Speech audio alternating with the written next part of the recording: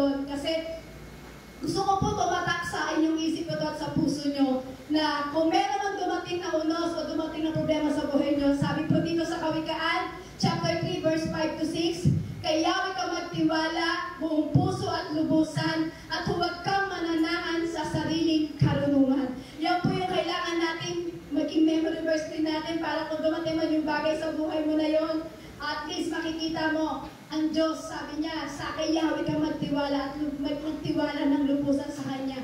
At huwag kayo mananangan sa sarili nating kakayanan. Tama po ba? Yeah. Amen? So, doon po sa kanilang binasa po natin, itong binasa po natin, masasabi natin dito na let go, let God. Kasi dito pa lang masasabi natin na pag nagtiwala ka kay Yahweh, talagang lubusan talaga, hindi tayo matatalo. Amen?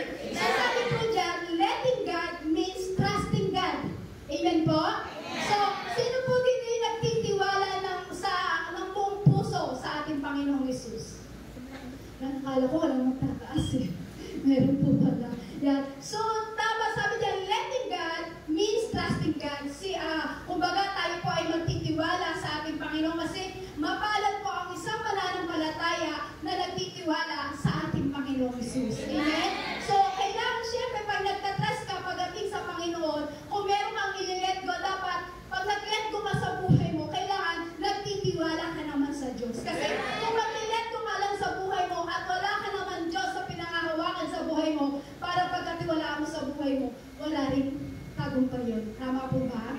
So, hindi ko po patatagalin. Sabi po dyan, letting God means trusting God. Sabi po sa number 1, let go of your plans. Ito daw po pala yung dapat nating i-let go. Akala natin kakanta lang, let it go, let it go. Hindi po yun. So, kailangan let go of your plans. So, kailangan hayaan mo ang Diyos sa buhay mo. Hayaan mo yung Diyos na kumilos sa buhay mo, kapatid. Kasi paano po ba yung let go? Paano ba yung let go na yun? Yung let go of plans na yun? Paano ba yun? Yung kumbaga, sa umaga pa lang, kinakausap mo na yung Lord. Taas pa ang kamay, sino pa lang pagising niya sa umaga, kinakausap niya na si Lord. Ay, nakikita po kayo ng ating Panginoong Hesus. Taas pa ang kamay. Kanina, ang dami ngayon, konti na lang. Yeah. Praise God. Yeah. So, sabi po dyan, let go of your plans. So, kailangan hayaan natin sa buhay natin na ang Diyos ang kumilos. Amen? Na kumilos sa ating buhay. Kasi, paano po ba yun? Kasi kapag hinayaan mo ang Diyos ang kumilos sa buhay mo, kumbaga parang sa umaga pa lang, ganito po yan eh. Sa umaga pa lang, kumbaga kinakausap mo na si Lord sa buhay mo. Yung pagising mo pa lang sa umaga, pagmulat mo pa lang ng iyong mata, o yung unang hikab mo pa lang, maalala mo na ang ating Panginoong Hesus na siya kailangan ang gumabay sa ating buhay. So, ano po ba yung kailangan kinakausap pa natin ng Lord? So, parang sinasabi natin na, Lord, ito po yung kailangan ko, Lord. Lord, ito yung kailangan ko sa araw-araw. Kumbaga, parang hindi lang lagi sa sarili lang natin. Hindi yung parang puro ikaw lang, anak mo lang, pamilya mo lang, hindi. Kaya sabi nga, let go of your plans. Hayaan mo ang Diyos ang kumilos sa iyong buhay. Hayaan mo ang Diyos ang gumawa ng plano sa iyong buhay. Hindi yung pag umaga pa lang kakausapin yung Panginoon, sasabihin mo sa Lord, Lord, ito ang kailangan ko, Lord. Lord, kailangan ko to araw-araw, Panginoon. Panginoong Hesus, kailangan ko po yung bagay nito, dapat ibigay mo sa akin. So, hindi po dapat ganun. Tama po ba? Hindi yung laging puro sarili lang po natin yung ating ipapanalangin, yung ating hihingin pagdating sa Panginoon. So, dapat po talaga may plano po tayo. Tama po? Amen. Hindi masamang magplano. Masama po bang magplano? Hindi po, amen? So, magandang magplano kung isasama mo sa plano mo ang ating Panginoon Hesus. Pero kung hindi kasama ang Diyos sa plano mo, let go mo yan, kapatid. Let go mo yan. Kung ano man yung plano mo na hindi kasama ang Diyos sa buhay mo, let go mo yan. Kailangan mag-let God ka na. Amen? Amen? So, dapat talaga ang plano natin, dapat laging kasama ang ating Panginoon Hesus. Pero dapat po maging sensitive ka rin, kapatid, na alam mo merong mas higit na plano ang Diyos sa buhay mo. Kung meron ka mang plano, tanong ko po, sino may plano sa kanilang mga buhay? Lahat po tayo may plano sa ating buhay. Pero alam mo ba, kapatid, kung ikaw ay may plano, meron namang mas higit na plano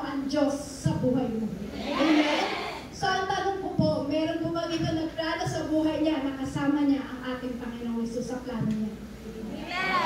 Dapat po yun, dapat kasama po natin. Pero alam niyo po sa panahon po natin, lalo na po marami ng sakuna na dumarating po sa atin. So bilang pasasalamat po sa Panginoon, praise God po, tayo po iningatan ng Lord sa kabila ng dumaan po na bagyo na si Juan po ba yun? So pasalamat po tayo sa Lord, hindi po natin naranasan dito sa Pangasinan yung nangyari po sa Cebu. So balik po tayo sa ating pag-aaralan kasi binanggit ko lang po yung para bilang pasasalamat po sa Lord kasi talagang grabe po. Kung naranasan po sa Cebu, grabe po talaga. So, praise God po kasi hindi tayo pinabayaan ng ating Panginoong Hesus at hindi pinahintulutan ng Diyos mangyari po dito sa Pangasinan. Kaya grabe po pasasalamat natin sa Lord. So, kung ikaw ay may plano sa buhay mo, dapat kapatid, laging nasama ang Diyos sa buhay mo. Hindi puro ikaw lang. Kasi kung ikaw ay may plano sa buhay mo, sinasabi ko sa'yo, merong mas higit na plano ang Diyos sa buhay mo, kapatid. Amen? Sino po dito lang niniwala na may mas higit bang may plano ang Diyos sa buhay mo? Amen? Handa po ba kayo o willing yung hintayin ko ano yung mas higit na plano ng Diyos sa buhay mo? Amen? Kaya sabi nga po sa unang hari, sabi po dyan sa unang hari, chapter 17, verse 8 to 16, kaya sinabi sa kanya ni Yahweh, umalis ka rito, pumunta ka sa Serepta at sa lupain ng Sidon. May inutusan akong isang byuda na magpapakain sa inyo roon. Pumunta nga siya roon at papasok na siya sa pintuan ng lungsod. Nakita niya ang byuda na kumulot ng panggatong. Sinabi niya sa babae, maaari po bang makainom? Aalis na ang babae upang ikuha siya ng tubig nang pahabol niyang sasabihin, kung maaari, bigyan mo rin ako ng kalpirasong tinapay. Sumagot ang babae, saksi si Yahweh ang iyong buhay na Diyos, na wala na kaming tinapay, mayroon pa kami kaunting harina at ilang patak ng langis. Namumulot na ako ng panggatong upang lutuin iyon at makakain man lamang kami ng anak ko bago kami mamatay. Sinabi sa kanya ni Elias, huwag kang mag-alala, pumunta ka na at gawin mo ang iyong sinasabi, ngunit ipagluto mo muna ako na isang maliit na tinapay at pagkatapos magluto ka para sa inyo. So ano niyo po yung binabasa po natin ito? Ito po yung si Yahweh, ito po si Elias, pinapunta niya po sa isang lugar at sinabi niya pumunta po siya doon at meron siyang inutusan ng babae na magpapakain sa kanya. So, ang pinapakita po dito na yung istorya ng babae, kung paano siya nagtiwala sa Diyos. So, kung makikita po natin, di ba, sabi po ni Elias sa kanya, pagluto mo ako.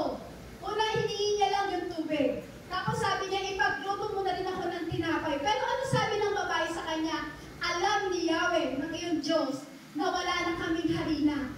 Pero meron naman kaming isang patak na langis na lang. Pero ano po sabi sa kanya? Sabi po ng babae sa kanya, di ba? Sumagot ang babae, saksi si Yahweh, ang iyong buhay na Diyos, na wala na kaming tinapay, mayroon pa kaming kaunting harina at ilang patak na langis. Namumulot na nga ako ng panggatong upang lutuin iyon at makakain man lamang kami ng anak ko bago kami mamatay.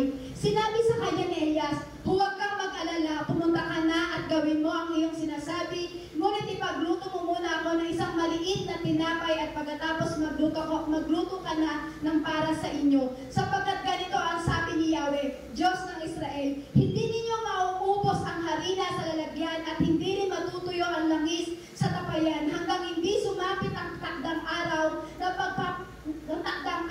papapatakin na ni Yahweh ang ulan. Ginawa nga ng babae ang utos na Elias at hindi naubos ang pagkain ni Elias at nang mag-ina sa loob ng maraming araw. Verse 16, hindi nga naubos ang harina sa lalagyan at hindi rin natuyo ang langis sa sisidlan. Tulad ng sinabi ni Yahweh sa pamamagitan ni Elias. So, eto po, makikita po natin, itong babae ko sabi niya, wala na silang harina, lulutuin na lang ngayon at yun ay huling pagkain nila ng kanyang anak at sila'y mamamatay.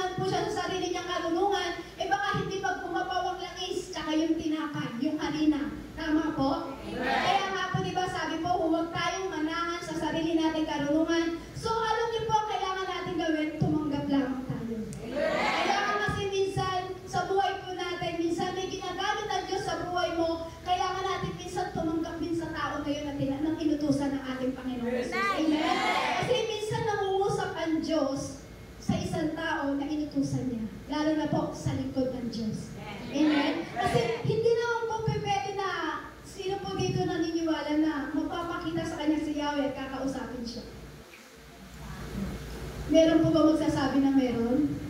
Wala po, di ba? Kasi pagka nagpakita sa atin si Yahweh, mamamatay tayo doon. Sa sobrang kabanalan at liwanag ng ating Panginoong Hesus. Amen? So, meron pong ginagamit ang Diyos po sa atin. So, katulad po ni Elias, si Elias ang ginamit doon sa buhay ng babae. So, alam niyo po ba, dapat kapag nangungusap po si Lord po sa atin, marami po sa atin kasi minsan na nagtitiwala lamang sa karunungan. So, dapat kung ano yung inuutos ng Lord doon sa tao na malalaman mo kung pinangungusapan ba ito ng Lord, inutusan ba ng Panginoon sa buhay mo, malalaman mo yan, kapatid. Kasi huwag tayo mananangan sa sarili nating karunungan sapagkat kung ito po yung ating pangahawakan, hindi natin alam kung sino ang inuutusan ng Lord po sa ating buhay. Amen po? So marami po siguro sa atin na ito yung magiging light verse. Yung parang magiging verse mo na sa buong buhay mo. Masasabi mo to na kasi minsan, masasabi mo sa buhay mo na totoo talaga to kasi ito naging totoo talaga sa buhay ng babae. Doon sa binasa po natin. Sabi nga po sa Jeremiah chapter 29 verse 11, "For I know the plans I have for you, declares the Lord, plans to prosper you and not harm you, plans to give you hope and future." So, alam niyo po, sabi po niya sa Tagalog, basahin po natin sa Tagalog kasi parang mas maganda po pagka binasa natin sa Tagalog. "Sapagkat batid kong lubos ang mga plano ko para sa inyo. Mga planong hindi ninyong ikakasama, kundi para sa inyong ikabubuti. Ito'y mga planong magdudulot sa inyo ng kinabukasan, punong-puno ng pag-asa." So marami po sa atin siguro naging light verse to. Sino po yung naging verse niya to sa kanyang buhay? Lahat po tayo, amen? So naging totoo po yan sa buhay po ng babae. Tama po? Kung babasahin po natin muli yung kwento, makikita natin na naging totoo itong verse na to sa buhay ng babae. Pero kapag kasi ko yung babae na to, siguro yung babae na to, yung naging iba yung tingin niya doon sa inutos ni Elias, siguro sasabihin niya, ito na nga lang meron ako eh. Ito na nga lang eh, konting harina na lang eh, konting langis na lang eh, kukunin mo pa. O halimbawa, ikaw kapatid, tatanungin kita, halimbawa, ikaw yung may isang konting harina na lang, huling pagkain nyo na lang, at konting langis na lang. So, meron parang lingkod, merong pinadala ang Diyos po doon na sinabi, ipagluto mo ako ng hindi mo alam na lingkod ng Diyos yun na inutusan siya. Pero sinabi sa'yo, pwede mo ba ako ipagluto? Siyempre, di ba, minsan sabihin natin, eto na nga lang, kukunin mo pa eh. Totoo po ba yun? Sino po nagsasabing totoo po yun? Amen, di ba? Kahit po ako, sabihin ko, eto na nga lang, kakainin namin ang anak ko eh. Huling kain na nga namin ito eh. Pagkatapos namin kumain, mamamatay na kami. Tapos kukunin mo pa. Pero itong babae na to, hindi niya ginawa yun. So, sabi, nagtiwala siya doon sa sinabi ni Elias. Sabi niya, ipagluto mo ko. Pagkaso ko ipagluto na rin kayo ng para sa inyo. Kasi sabi daw ni Yahweh, hindi mauubos ang harina at ang langis. Hindi nila mauubos. So, itong babae itong nagtiwala po siya. Kasi hindi niya alam kung ano ang plano talaga ng Diyos. So, ano po nangyari? Naging totoo po yung sinabi ni Elias. Amen? Amen po? Kasi sa atin, sabihin ba natin eh, eto na nga lang, kukunin mo pa, aabusuhin mo pa ako. Eto na nga lang, kakainin namin, kukunin niyo pa. So alam niyo po, kung makikinig lamang po tayo sa likod ng Diyos, sa ginagamit po ng Diyos sa buhay po natin, o nagtitiwala po tayo sa Lord, alam niyo po, kung ikaw mismo ay magkakaroon ng relasyon pagdating sa ating Panginoong Hesus, alam niyo po, anumang plano mo sa buhay, masigit ang plano ng Diyos sa buhay mo. Amen? Dahil ang plano ng Diyos ay maganda. Amen? Pero ang plano ng tao, minsan maganda, minsan pangit, minsan hindi ka nais-nais. Tama po? Pero kung tayo po'y makikinig sa likod ng Diyos, o makikinig tayo sa inutusan ng ating Panginoong Hesus, masasabi mo talaga na, Lord, Ikaw ang the best. Lord, Ikaw ang makapangyarihan. Sabi nga mo, Lord, sabi nga mo ng ating Panginoon, nagtiwala ka kay Yahweh ng buong puso at lubusan. So itong babae ito, nagtiwala siya na kahit alam niya na yun na lang yung kanilang pagkain, hindi niya alam kung ano ang plano ng Diyos sa kanyang buhay. Pero nilet go niya yun. Amen? Nilet go niya po yun. So, alam niyo po, dapat ang plano po natin, lagi natin kasama ang ating Panginoon Jesus. Amen? Hayaan mo ang Diyos ang magplano sa buhay mo. Sabihin mo sa iyong katabi, hayaan mo ang Diyos ang magplano sa buhay mo. Hayaan mo ang Diyos ang magplano sa buhay mo. Number 2 po, sabi po dito, medyo mabilis lang po ito para hindi po kayo makatulog. Mabilis lang po ito. Number 2, letting go of anger. Yan. Kung kanina sabi dyan, i-let go mo lang kung ano yung mga plano mo sa buhay. Hayaan mo ang Diyos ang magplano sa buhay mo. Pangalawa, sabi dyan, i-let go mo na yung anger. Sino po dito may mga galit? Uy, wala silang kagalit. Ang kabait nila. Tatanong ko ulit, sino po dito may mga galit? O sino na lang may kagalit? O wala rin. Lord, ako lang po pala may kaaway. Ulitin ko po, sino po dito yung maraming kagalit? Ayaw niyo po umamin. O, tatanungin ko na lang po kayo ulit. Sino po dito yung magkagalitin? Wow, ang dami!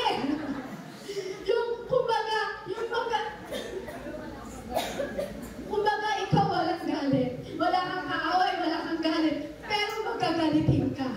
Kumbaga yung galit mo yung parang, kumbaga yung parang malalim yun kung magalit. Kumbaga yung parang maladragon kung magalit ka. Ba't may nagkakalabitan doon? So, sabi mo dyan, i-let go natin yung ating mga galit. Amen? Kaya natin yung Diyos, kailangan let go, dapat let God na. Amen? I-let go mo na yung anger mo, i-let God mo na yan. Ang Lord ang bahala sa mga bagay na guys meron ka sa iyo. Amen? Amen. Sabi nga po sa Efeso, natawa lang ako. Sabi ko kasi kanina, sino may mga galit, walang nagtataas. Yung taas nila ganyan lang. Sabi nga po ni Pastor kanina, sa okay na umaga po doon sa mga tarim, hindi mataas yung kamay ng todo pagdating sa worship. Ang sabi, nakaganyan lang daw. Ano may sabi ni Pastor doon? Yung pwede ba? Kasi di ba pag ang imod daw po ay lumipad talagang taas. Di ba? Parang daw, meron daw sa mga tarim kasi. Palaka daw. Hindi lipad. Palaka daw, sabi ni Pastor. So, ang ibig kong sabihin ko dyan, i-let go natin kung may galit po tayo. Amen? I-let go na po. Kaya sabi nga po sa Efeso chapter 4 verse 26 to 27, kung magagalit man kayo, iwasan ninyo kayo'y magkasala. Huwag ninyong hayaang lumubog ang araw na galit pa rin kayo. Huwag ninyong bigyan ng pagkakataon ang dyablo. Ouch! Sino po tinamaan? Uulitin ko po. Kung magagalit man kayo, iwasan ninyo na kayo'y magkasala. Huwag ninyong hayaang lumubog ang araw na galit pa rin kayo. Huwag ninyong bigyan ng pagkakataon ang dyablo. Sino po dito kapag nagalit maya-maya okay na? Uy, talaga po Ay, talaga lang. Ulitin ko po ang tanong. Sino po dito kapag nagalit maya-maya okay na siya? Ay, praise God. Praise God. Ang babait po nila Lord. Ang bait nila Lord. Ako lang po pala Lord ang masama. Kasi minsan po diba, sige, tignan ko nga po. Minsan po ba pag galit kayo, hindi nyo nakakatulugan? Ay, talaga po, naayos nyo na kaagad? Ura-urada, nabaayos nyo na po? Hanga po ako po. Praise God. Kasi sabi dito, wag daw po nating hayaan ng pagkakataon ng dyablo. Sabi nga, wag nating hayaan lumubog ang araw na tayo ay may galit pa rin sa puso. Tatanay ko po ulit, sa tanan ng buhay mo. Sa tanan ng buhay mo, kapatid. Kapag ikaw ba ay nagalit ngayon sa anak mo o sa asawa maya-maya, okay ka na? Ay talaga, Lord. Ang balik ni the Lord. Praise God. Dahil sige po, sabi po dyan, huwag daw po natin hayaan na bigyan ng pagkakataon ng dyablo. Huwag natin hayaan lumubog ang araw na tayo daw po ay may galit pa. Amen? Amen po? Kasi sabi po dyan, huwag daw po tayo magalit at huwag daw po natin hayaan na tayo po ay magkasala. Kasi syempre nga naman, kapag tayo pa ay nagkasala, syempre, pag tayo po ay nagalit, nagkakasala tayo. Bakit? Paano po tayo nagkakasala? Nagiging marumi yung puso po natin. Amen po? Alam niyo po ba kapag nagagalit tayo, sino po dito ulit tatanong ko taas ang kamay? Sino po dito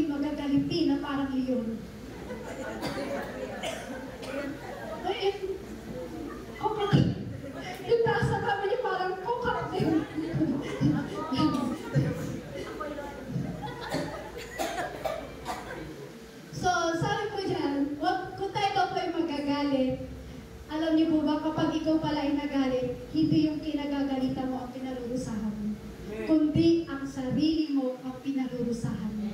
Amen? Amen po? Kasi baka yung pinagagalitan mo, yung kagalit mo, pinagtatawanan ka lang. Amen?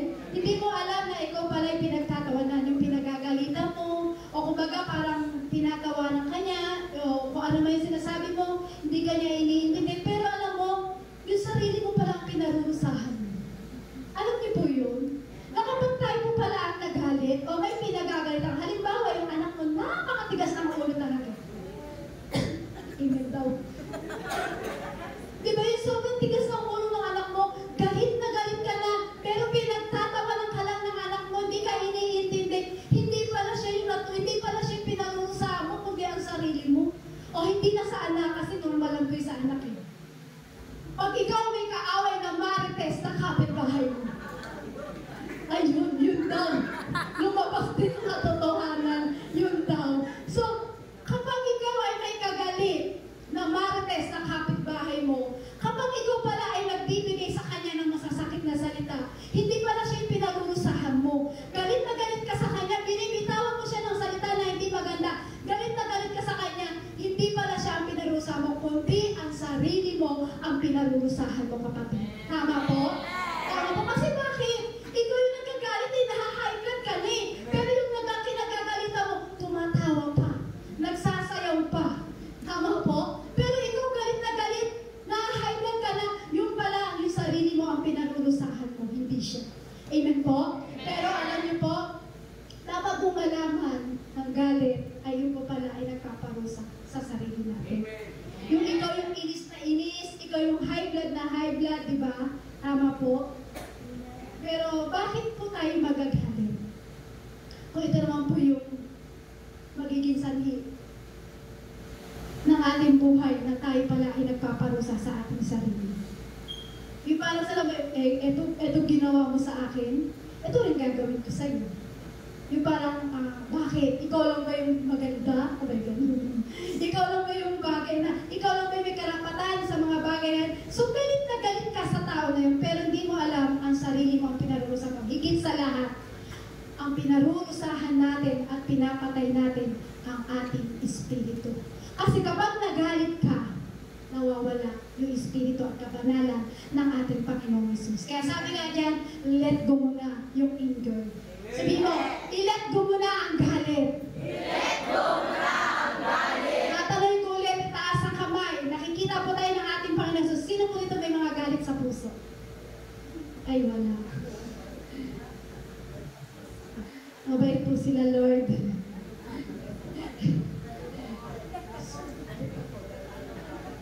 So alam niyo po, ang sarili po natin yung nagsasabi. Amen? Ayun, nagtataas na sila ng kamay.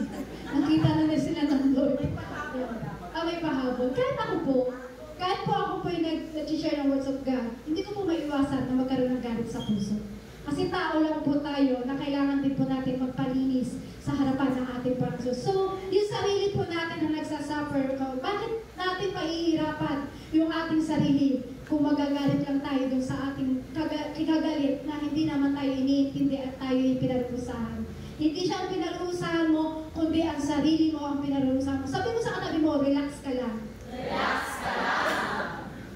Sabi mo, relax ka lang. Relax ka lang. Kasi sabi po dito, huwag hayaan lumubog ang araw na galit pa rin kayo. Sabi po dyan. Example, kung ikaw ay may hawak na 6 na kilong bigas. Kung ikaw may hawak na 6 kilong na bigas, panandalian mo lamang hawak ito. So, ang gaan pa. Tama po? Magaan pa. So, kung yung 6 na kilong bigas ay hinawakan mo buong maghapon, buong magdamag, at hanggang kinabukasan, anong mangyayari sa'yo? Mabibigatan ka. Amen? Tama po? Mabibigatan ka dun sa bagay. So, ganun din po yun. Huwag mong hayaan ang galit ay lumubo.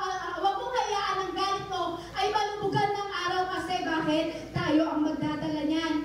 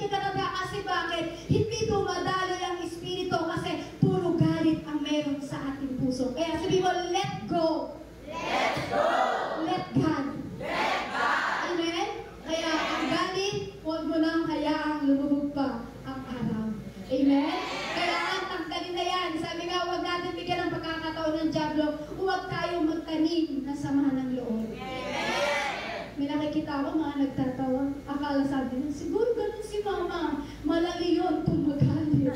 Hanggang kinabukasan, pagising ng umaga, So, alam niyo po, huwag po dapat tayo mauwi sa hatred. Amen? Kaya sabi ko, di ba, huwag natin bigyan ng pagkakataon ng Diablo. Bakit? Saan po ba yung mauuwi po yung bagay na yun? Kasi sa paghihiganti po. Kapag ang galit ay tumagal, syempre mauuwi po yun sa paghihiganti. Syempre, kapag naghiganti ka, babawi ka. Amen? Amen po? So, ginagalit mo ako, gagalitin din kita. So parang ako ginaganto mo, gaganyanin din kita. Alam niyo po, hindi po yung healthy para sa atin. Kaya sabi nga po sa Roma chapter 12 verse 19, mga minamahal, huwag kayong maghihiganti. Ipaubayan ninyo iyon sa galit ng Diyos sapagkat nasusulat, akin ang paghihiganti, ako ang gaganti, sabi ng Panginoon. So kapatid, kapag ikaw ay may galit, o kapag ikaw ay may kaaway, o kapag ikaw merong naging kagalit sa buhay mo, sabi ng Lord, huwag kang gaganti sapagkat sabi ng Diyos, nasa akin ang paghihiganti. Kaya sabi ng Diyos, huwag mo kailangan bigyan ng pagkakataon ng Diablo. Amen? Kaya sabi na, minamahal ko kayo. Sabi mga minamahal, huwag kayong maghiganti. Ipaubaya po natin sa ating Panginoong Hesus, sapagkat ang galit ay walang magagawang ayos sa ating buhay. Hindi healthy yan sa ating espiritu. Kaya sabi nga ng Lord, nasa akin ang paghihiganti. Kaya kapatid, kung ikaw ay may kagalit, huwag kang magsusubok na paghigantihan siya, sapagkat ang Diyos ang bahalang gumanti sa kanya. Amen? Amen? Pero kung ipapadalangin, Lord, ikaw na gumanti sa aking kaaway, hindi ganun. Hayaan po natin ang Diyos ang pumilos sa buhay po natin, kapatid. Amen? Amen po. Kasi meron po sa talaga sa buhay po natin, marami po sa buhay natin talaga na minsan hindi tayo re-respetuhin. Meron po sa buhay natin na minsan papastusin po talaga tayo, tatraidorin tayo, lolokohin po tayo. Pero sabi ng Diyos, kahit ganun gawin sa atin, huwag tayong gaganti. Amen? Sabi mo, i-let God mo na yan.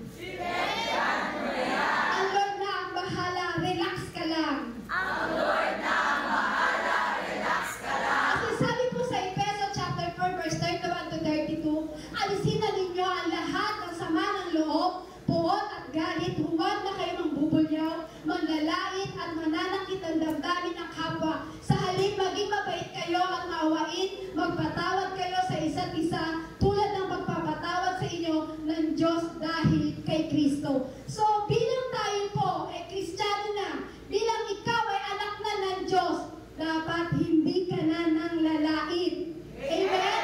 Sino ba pati din ang lalait? Natahimik ang lahat, ha? Natahimik ang lahat. Sino pati din ang lalait? Sabi ng Diyos, kapag anak ka na ng Diyos, kapag Kristiyano ka na, huwag ka namang lalait. Amen? Sabi po dito, huwag ka namang bubulyaw. Sino po dito ang bubulyaw? Yung parang bubulyaw, sumisigaw. Tama ba yan? Sumisigaw. Natawa sila lahat. Kasi kapag tayo po ay galit, kung ano-ano po kasi yung ating masasabi. Amen? Amen? Unang-una yung emotion mo. Unang-una talaga yan yung bagay na mamumuna sa'yo. So, meron po akong kwento. So, hindi ko na po nilagay dyan. So, ikwento ko na lang po sa inyo. Pero di po ako yung gumawa ng kwento. Ibabasahin ko na lang po sa inyo. Sabi po nito, there was a little boy who had a bad temper. His father gave him a bag of nails and told him that every time he lost his temper, he must hammer a nail into the back of the fence. The first day, the boy had driven 37 nails into the fence. Grabe tong batang to. Sa isang araw pa lang, 37 na pako na yung kanyang pinako doon sa bakuran nila, sa likod ng bahay nila. Sabi ko dyan, over the next few weeks, and he learned to control his anger, the number of nails hammered daily gradually dwindled down. He discovered it was easier to hold his temper than to drive those nails into the fence. Finally, the day came when the boy didn't lose his temper. Ito daw pong bata, hindi ko mababasa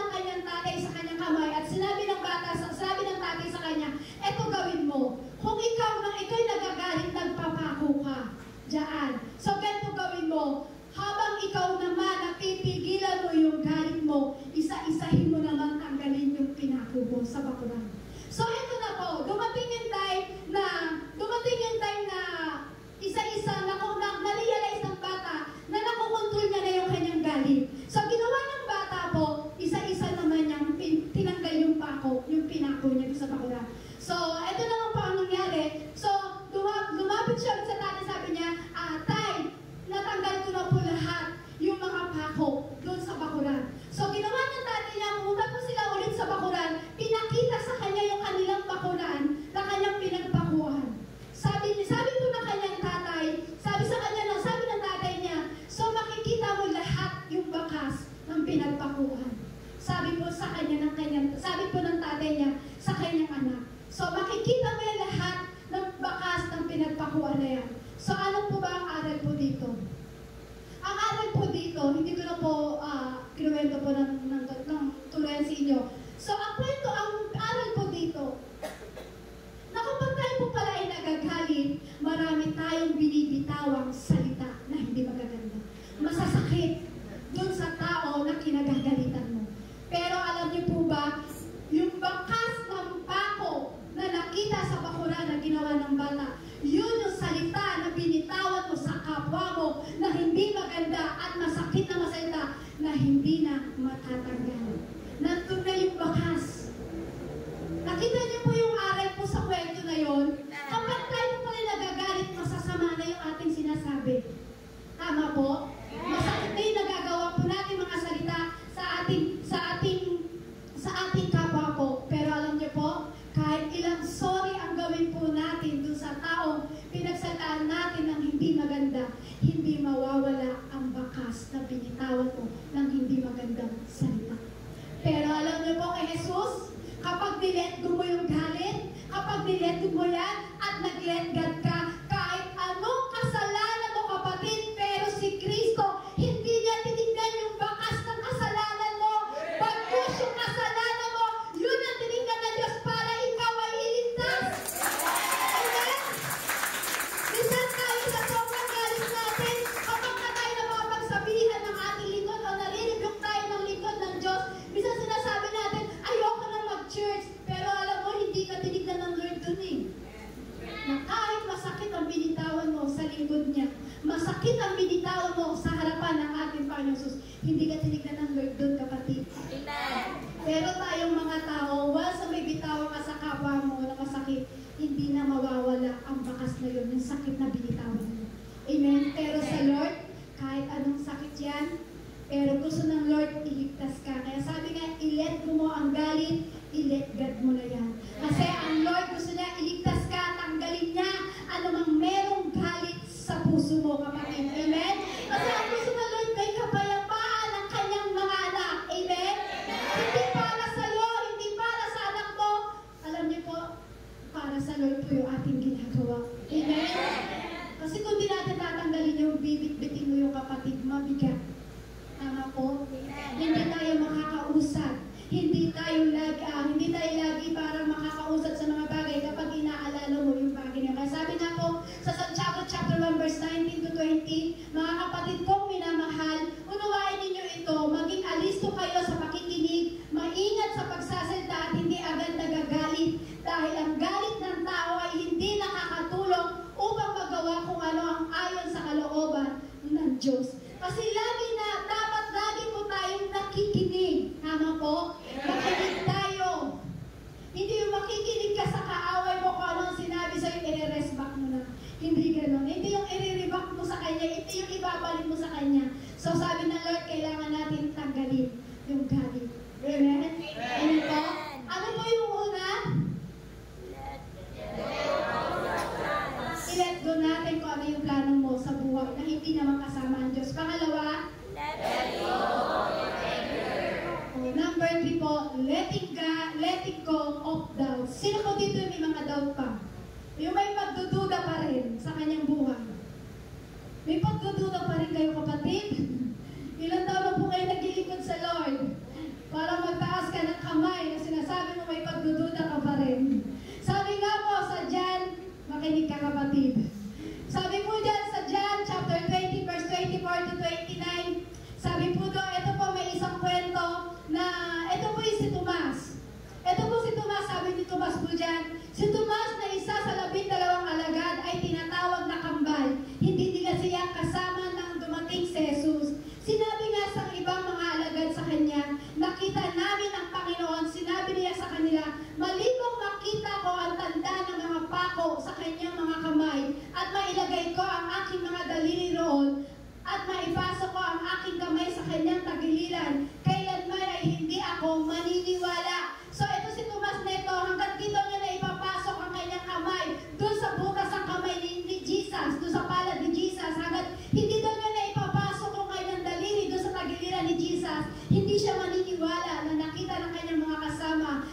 Jesus ay nabuhay. So sabi ko sa 26, makalipas ang 8 araw, ang mga alagad ay nasa loob muli ng bahay at kasama nila si Tomas. Kahit na nakapilit ang mga pinto, dumating si Jesus at tumayo sa gitna nila at sinabi niya, kapayapaan ang sumainyo. Verse 27, pagkatapos noon, sinabi niya kay Tomas, ilagay mo ang iyong daliri rito at tignan mo ang aking mga kamay. Iabot mo ang iyong kamay rito at ipasok sa aking tagiliran. Huwag ka nang mag-aalinlangan kundi sumampalataya ka. Sumagot si Tomas at sinabi sa kanya, aking Panginoon, aking Diyos. Sinabi ni Jesus sa kanya, Tomas, sumampalataya ka dahil nakita mo ako. Pinagpala sila na hindi nakakita, ngunit sumampalataya. Ganito po yan. Kamaramihan po kasi sa atin, ganyan. To see is to believe. Tama po? Kamaramihan po sa atin, to see is to believe. Maniniwala ka lang kapag nakita mo na. So alam niyo po, hindi makakakilos ang Diyos sa atin kapag puro ka pagdududa. Amen? Hindi makakakilos ang Diyos sa'yo kapag puro ka pagdududa. Etong si Tomas, dahil kasama siya ng 12 disciple, kasama po si Tomas, nung panahon na yun, nang namatay po si Lazaro, sila po ay nagbalik po.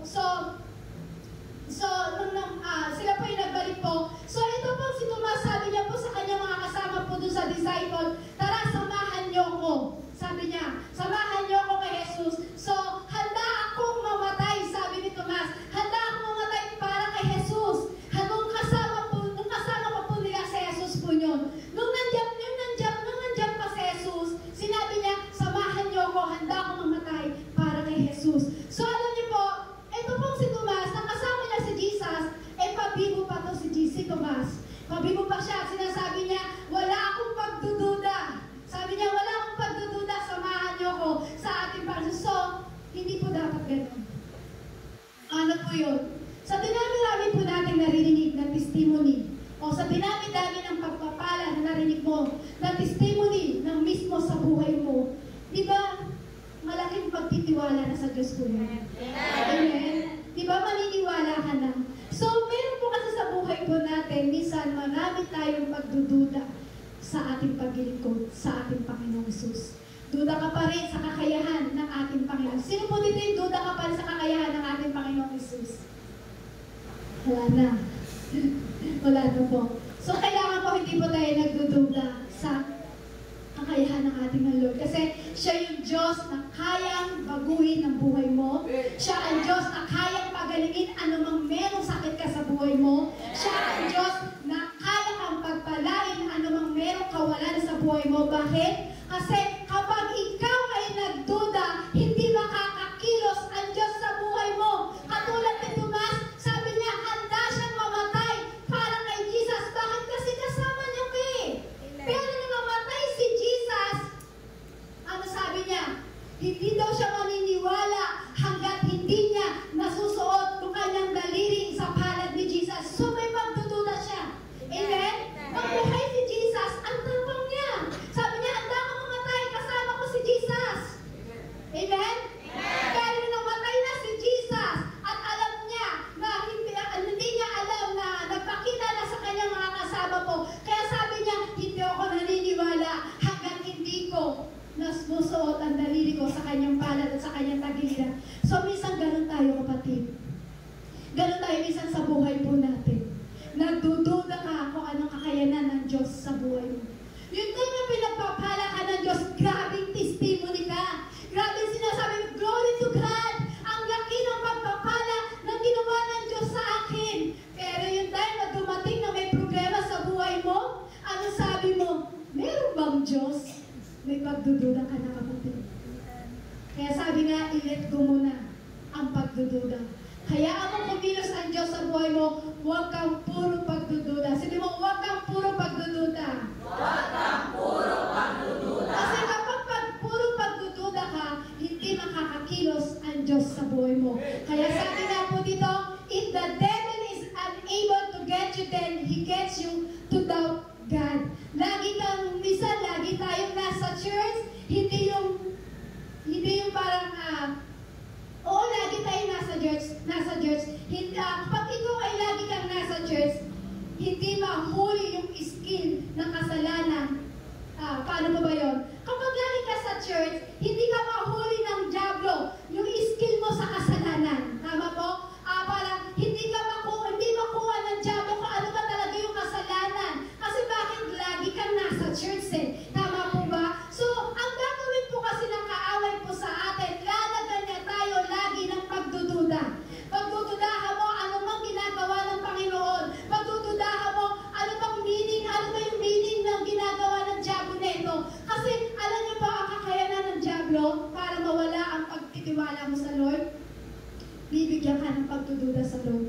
So, kailangan i-let go natin ang pagdududa kasi ang meaning po ng pagdududa po, yan po ay walang pagtitiwala sa ating Panginoon Jesus. Tama po? Amen. Siguro po, gano'n po, marami po sa ibang tao, siguro po, gano'n po. Pero alam niyo po, bantayan po natin ang ating puso at isipan. Tama po ba? Kasi hindi kikilos sa Diyos sa buhay mo kapag puro kang pagdududa, kapatid. Amen po? So, sumunod po, sabi po sa number 4, bisan po natin. Sabi po dyan, po ang una, i-let go mo yung plano mo sa buhay na hindi mo kasama ang Diyos. Pangalawa, i-let go mo yung calling. Pangatlo, sabi po dyan, i-let go mo yung doubt. So, apat po, sabi po dito, letting go of people. Yung parang letting go of people, yung parang sample lang po, yung parang, ang pakasakit naman system, mahal ko siya eh. Diba? Sample lang po yan. Sabi po dyan, sometimes we have to let go or what's killing us, even it is killing us to let go. Sabi po dyan, diba grabe po no, na parang wala kang choice, kahit masakit, pero kailangan mo siya i-let go. Yung parang sinasabi ng mga kabataan, naririnig ko lang po sa kabataan, sabi na, sister, masakit naman yun, mahal ko siya. Paano ko siya i-let go? Diba? Yung parang kahit toxic na yung relation nyo, pero mahal ko pa rin siya, sister eh. Kayo mga kabataan, pumapag-ibig na naman kayo. I-let go mo na yan. Kapag toxic yan at nilalayo ka sa Lord at tinatanggal ka sa paglilingkod sa Panginoon, kahit mahal mo yan, kung nilalayo ka, i-let go mo yan. Pero kung asawa mo yan, hindi mo pwede i-let go yan. Natawa yung mga nanay, siguro sabi nila, pwede ba sa asawa i-let go na rin? Ay, oo daw, marami mo po. Lord, patawarin mo ko. So, kailangan po natin po yun. Sabi po dyan, i-let go po natin yung mga bagay na yun. Kung meron kang mga bagay na ginagawa sa buhay mo, at alam mong toxic sa pagdating, sa paglilingkod mo sa Panginoon, i-let go mo yan kasi ang Lord po hindi ka hahayaan na ikaw ay pahamak. Tama po? Kasi ang buhay po, ang buhay po natin, gusto ng Lord ay tayo ay maging maayos po sa kanyang harapan. Kasi gusto ng Lord, sabi po dyan sa Roma chapter 8 verse 28, alam natin na ang lahat ng mga bagay ay magkakalakit-lakit na gumagawa para sa kabutihan nila at ng mga umiibig sa Diyos sa kanila, ng mga tinawag ng Diyos ayon sa kanyang layunin. So lahat po ng tao, lahat po tayo, may inaalis ang Diyos sa buhay mo. Tama po?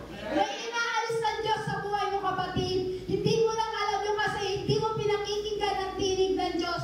Pero alam niyo po, lahat po tayo may inaalis ang Diyos sa buhay po natin. Kasi bakit? Kung ano man ang inalis ng Diyos sa buhay mo, ang Lord naman din ang gagawa ng paraan. Kung ano yung inalis niya, yun naman din po ang gagawa niya ng paraan para maging maayos ka, kapatid. Amen? Kasi sa buhay natin, meron mga bagay na kailangan natin i-let go. Kasi bakit? Yun ikakapahabak natin. Pero hayaan mo naman ng Diyos. Kung may inalis ang Diyos sa buhay mo, meron namang magandang gagawin ng Diyos sa buhay mo, kapatid. Inuulit ko, kahit masakit yan, kahit malaking halaga yan, kahit sige mong mahal na mahal mo pa yan, kung alam mo naman na ayan ang inalis ng Diyos sa'yo, dahil ayan ang ikalalaglag mo, i-let go mo yan at hayaan mo ang Diyos ang gumawa sa buhay mo.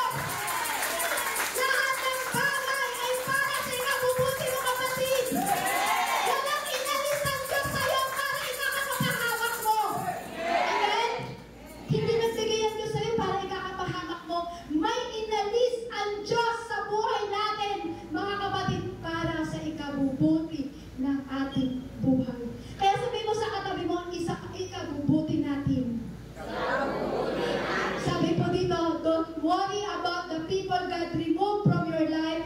He heard conversation you didn't, so things you couldn't, and made moves you wouldn't. Sabi ko dyan. So marami na tayong narinig na pinag-uusapan tungkol, kumbaga marami tayong pinag-uusapan po. Marami tayong narinig na usap-usapan sa mga bagay na narinig po natin. Kaya inalis po ng Diyos po yan. So siguro meron tayong mga kunyari, halimbawa, nagkukwentuhan po kami. So narinig po ng Diyos po yun. So inalis po ng Lord kung ano po yung pinagkukwentuhan po namin yun. So kaya inaalis po ng Diyos po yun kasi alam ng Diyos na dito ka mapapahanap. Amen? So kapag may inalis ang Diyos sa'yo, dito ka naman po protektahan ng Diyos. Grabe po po ang Lord, di ba? Tayo lang po yung nakagawa ng kasalanan, pero tayo pa po ang protektahan po ng ating Panginoon Jesus. So, sabihin mo sa katabi, kaya huwag kang makulit. May inaalis ang Diyos sa'yo, i-let go mo na yan. Amen? Kasi dyan tayo po protektahan ng ating Panginoon Jesus. Sabihin mo, huwag mong ipiit ang gusto mo. Huwag mong ipiit ang gusto mo. Amen? Amen. Amen? Kasi kapag may inalis ang Diyos sa buhay mo, i-let go mo yan. Huwag mong ipilit ang kagustuhan mo. Kasi kapag pinilit mo yan, kapatid, yan ang ikakapahawak mo. Amen? Kaya sabihin mo, huwag mo nang ipipilit ang gusto mo. Huwag mo nang ipipilit ang gusto mo. Amen? Number 5, letting go of the past.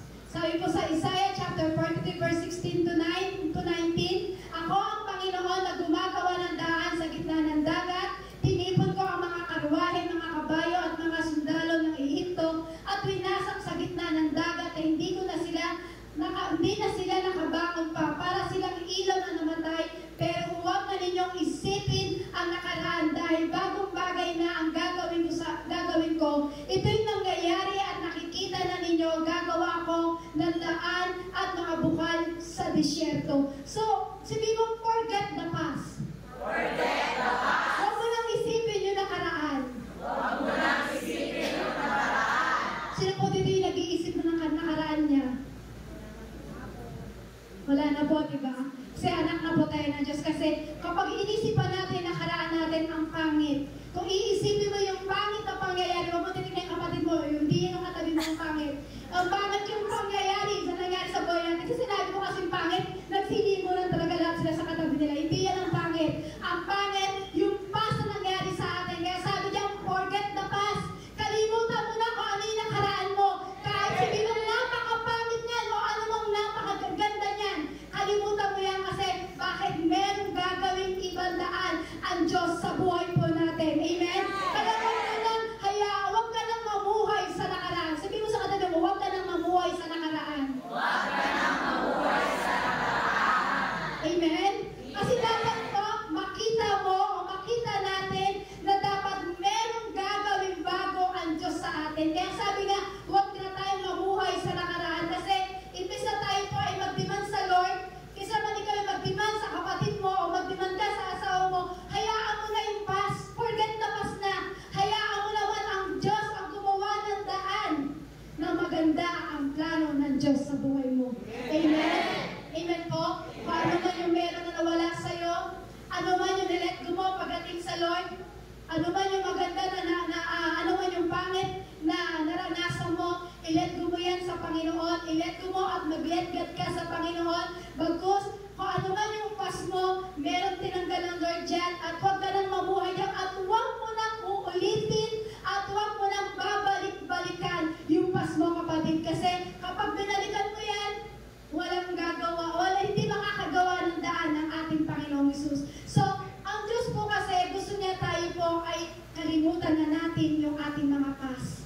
Amen? Yung mga past na nangyari sa buhay mo na hindi maganda, yung mga past na nangyari sa buhay mo na parang ikinalaglag mo, kalimutan mo na yan. Bakit po? Kasi, ano bang bad things na nangyari sa buhay mo, huwag mo lang babalikan kasi aayusin ng ating Panginoong Jesus ang ating pamumuhay. Kung ano yung nakaraan mo, aayusin ng Lord po yan. Amen? Kung ikaw may mga bagay na parang nawala sa'yo, ano man yung pangit, aayusin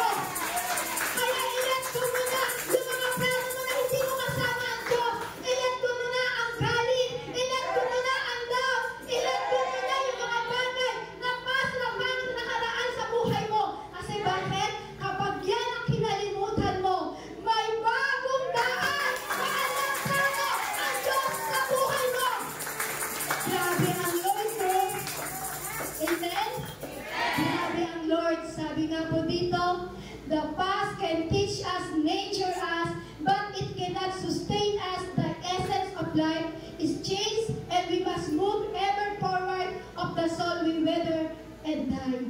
Kasi kailangan talaga na tayo ay mabago. Amen? Kailangan mabago tayo kasi natural po yan sa ating buhay. Kaya kailangan i-let go mo na. Sabi yung katabi mo, let go mo na yan, nakaraan mo. Let go na yan, nakaraan mo. I-let go mo na yung galit. Let go na yan, galit. I-let go mo na yung pagiging makasarili. Let go na yan, pagiging. Higit sa lahat, i-let go mo yung nakaraan mo. Amen? Amen? Kasi merong ibang daan at bagong daan ang gagawin ng Diyos sa buhay mo. Mas maganda pa kung pangit ang nakaraan mo. Ito naman ang bagong daan na gagawin ng Diyos sa buhay mo ay napakaganda, kapatid. Amen? Amen po? Sige, tayo po'y tumayo sa presensya ng ating Panginoong Hesus. At tayo po, sa buhay po natin na kailangan natin i-let go, uulitin po natin, ano po ba yung mga dapat na i-let go po natin? Yung galit, yung doubt, yung plano mo na hindi kasama ang Diyos sa plano mo, yung nakaraan mo, kailangan i-let go na po natin yan. Habang tayo po'y nakatayo, kausapin mo si Lord. Habang ikaw nakatayo, nakapikit, kausapin mo ang ating Panginoong Hesus. Kung meron kang kailangan i-let go sa buhay mo, i-let go mo na yan, kapatid. Sasabihin ko po ulit sa inyo, habang ikaw ay nakatayo at nakapikit, kausapin mo ang ating Panginoong Hesus. At kung may kailangan kang i-let go sa buhay mo, i-let go mo na yan, kapatid. Kasi kung dadalhin mo yan, napakabigat niyan, kapatid. Kung dadalhin mo yan, makakawit ka lang.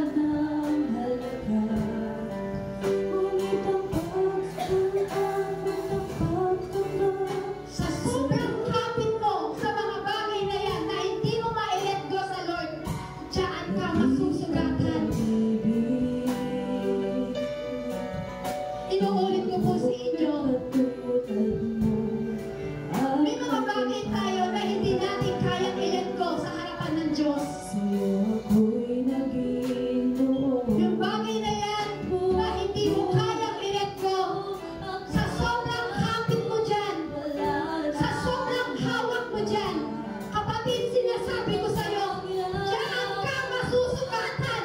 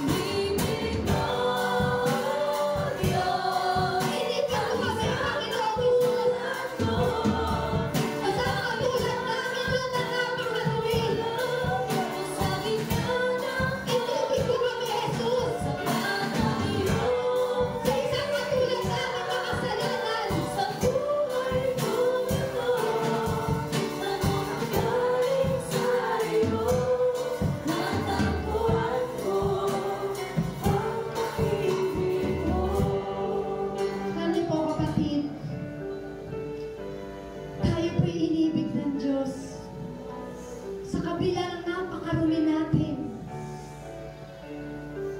sa kabila ng tayo'y makasalanan, sa kabila ng tayo'y puro galit sa puso, sa kabila ng puro doubt tayo sa ating buhay. Pero sabi ng Lord, anak, bitawan mo yan. Makakahawig ka lang dyan. Sa sobrang kapit mo dyan, masusugatan ka lang. Marami tayong kailangan i-let go. At kapag ni-let go mo yan, at nag-let God ka, mayroong magandang bagong daan ang gagawin ng Diyos sa buhay mo. Kung meron kang kailangan i-let go ngayon, i-let go mo na yan sa Panginoon Jesus. Marami tayong bagay na pinakahawakan sa buhay na hindi naman kanais-nais sa Lord. Kailangan natin i-let go yun. Hallelujah, Lord God Jesus. Salamat sa pag-ibig mo, Lord. Ang isang katulad Sa isang katulad namin, Lord, na napakasama. Sa kabila ng marami kami pagkukulang sa iyo, Panginoon. Sa kabila ng maraming kaguluhan sa aming buhay. Nariyan ka, Lord, para kami yakapin. Sa kabila ng kami may karumihan, Yahweh. Tanda mo kaming yakapin, Panginoon. Sa kabila ng marami kami pinangahawakan sa aming buhay. Nakuha mo pa rin kami patawarin. Nakuha mo pa rin kami yakapin. Nakuha mo pa rin kami ibigin, Panginoon Jesus. Salamat sa biyaya, Panginoon. Yes, God.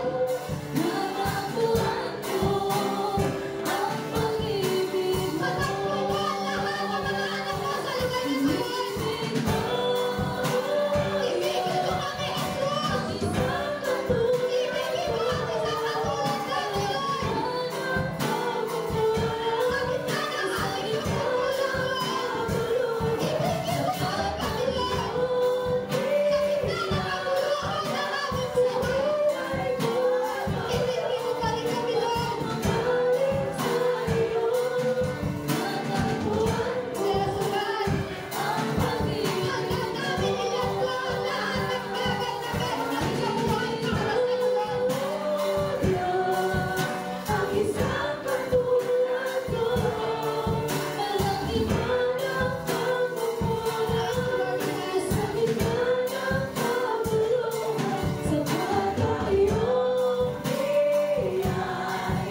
Yes, God, Jesus.